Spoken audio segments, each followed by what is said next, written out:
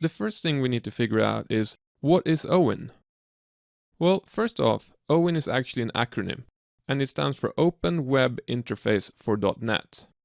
Unfortunately, that doesn't get us much further in understanding what it actually is.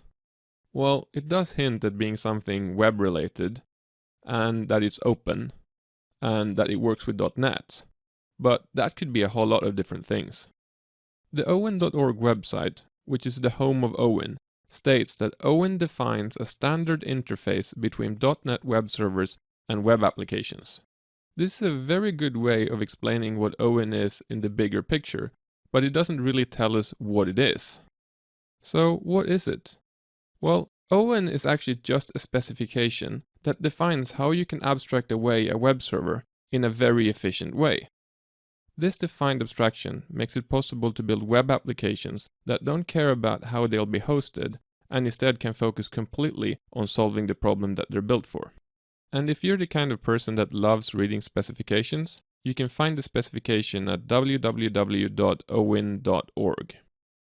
Now that we've seen what the acronym stands for, and that it's just a specification, I guess the question is, why would you write a specification like that?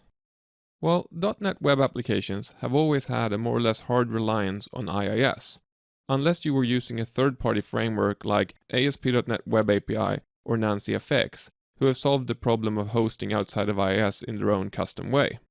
However, making your web applications agnostic as to what server they'll be running on opens up a whole heap of very interesting possibilities. And this is where OWIN comes into play. The OWIN abstraction lets us build web applications in a server-agnostic but still standardized way. But do remember, it's just a specification. It's not a NuGet package that you can download and just get started with, it's just a specification. But I guess the big question is, how do you go about abstracting away any web server in the world? And we're looking at current and future web servers. And how do you do that without limiting them in any way at all? And finally, how do you make something like that obviously has to be very, very complicated, understandable for the average developer? Well, weirdly enough, you start out by not making it very complicated at all. Instead, you try to make it as simple as you possibly can. And that's exactly what the people behind the OWIN specification have done. They have managed to abstract away a web server using a single .NET delegate and a dictionary. And what you see here is that abstraction.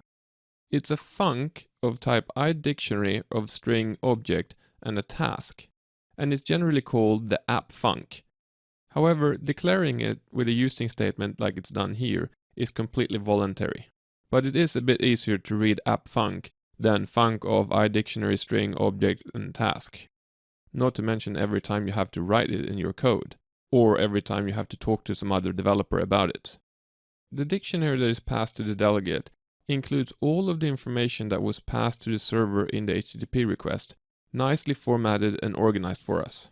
It also contains any functionality that the web server would like to offer to the web application.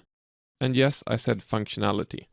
Since the dictionary is of type string object, the server can actually expose functionality by inserting a delegate into the dictionary. And just as the delegate is generally called the app func, this dictionary is generally referred to as the environment dictionary. The return task is used to tell the server when the application is done processing the request, making everything nice and asynchronous.